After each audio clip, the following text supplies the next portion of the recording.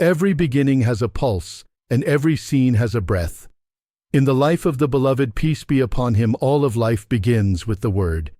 With you is Abu Abdullah, delivering to you the biography in the style of Al-Anwar al-Muhammadiyah, who wrote not to impress, but to awaken. Let us ignite the heart with the biography and begin. Part 66. The Splitting of the Moon. Our story in the Sirah continues with the negotiations. They said, "O Muhammad, you claim to be a prophet who receives revelation. We want from you a miracle, like those given to the prophets of old. Sulaiman, the prophet of Allah, had the wind subjugated to him. Musa had the sea split for him.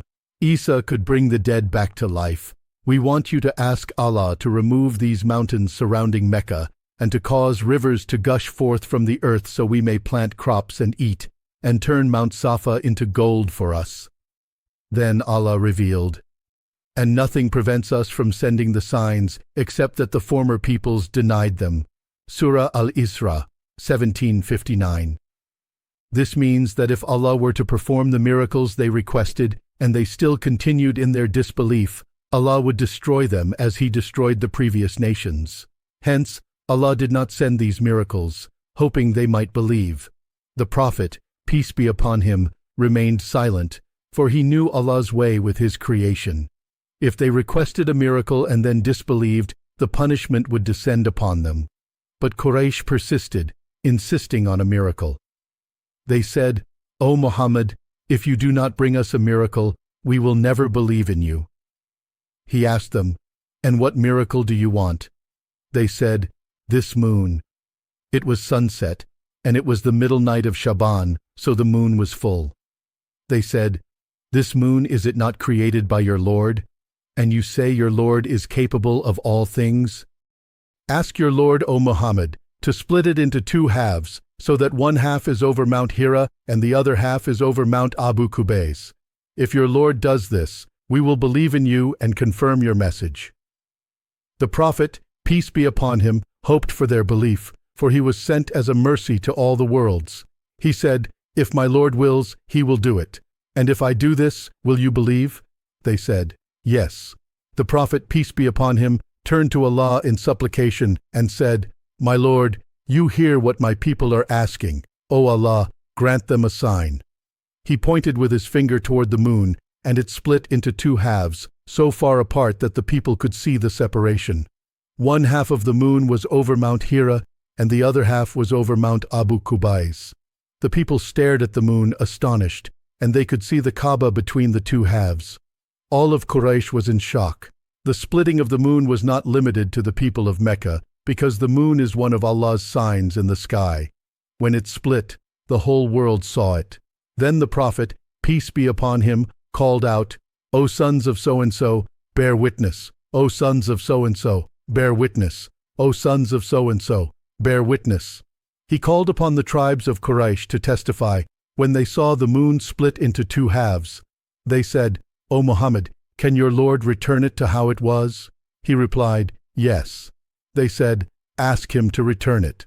The Prophet prayed, "O Allah, return it." And Allah caused the moon to return to its original state, becoming a full moon once more. Abu Jahl stood up and shouted, "This is magic that affects us. By Allah, O people, Muhammad has cast a spell on you all, but if he has bewitched us, he cannot bewitch everyone." Then he said, "Wait until the people of the desert arrive. If they tell us that they also saw the moon split, then it is true. But if they do not, then Muhammad has only bewitched our eyes." The people of the desert and travelers returning from their journeys came, and they informed them that on such and such a night, at such and such an hour, they had seen the moon split into two halves. The disbelievers of Quraysh responded, "This is continuous magic," meaning, it is a spell that will fade over time. They turned away from the Prophet, denying him and refusing to believe. The Prophet, peace be upon him, was saddened by their rejection. Then Allah revealed to console him, "The hour has drawn near, and the moon has split, but if they see a sign, they turn away and say, 'This is continuous magic,' and they denied and followed their own desires. But every matter is already determined. and there has already come to them of information that in which there is deterrence, extensive wisdom, but warning does not avail them. Surah Al-Qamar, 54:1-5. The Prophet, peace be upon him, was grieved and feared that if they were to demand another miracle, Allah's punishment might descend upon them. Yet despite all of this, he continued to hope for their belief.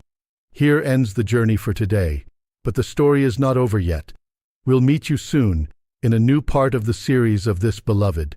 Until then, send blessings and peace upon him. May you remain always longing for our Prophet, and peace be upon you, and the mercy of Allah. This seerah was written by the humble servant in need of Allah, Al-Anwar Al-Muhammadiyah. It is your duty to spread the seerah of your Prophet, peace be upon him.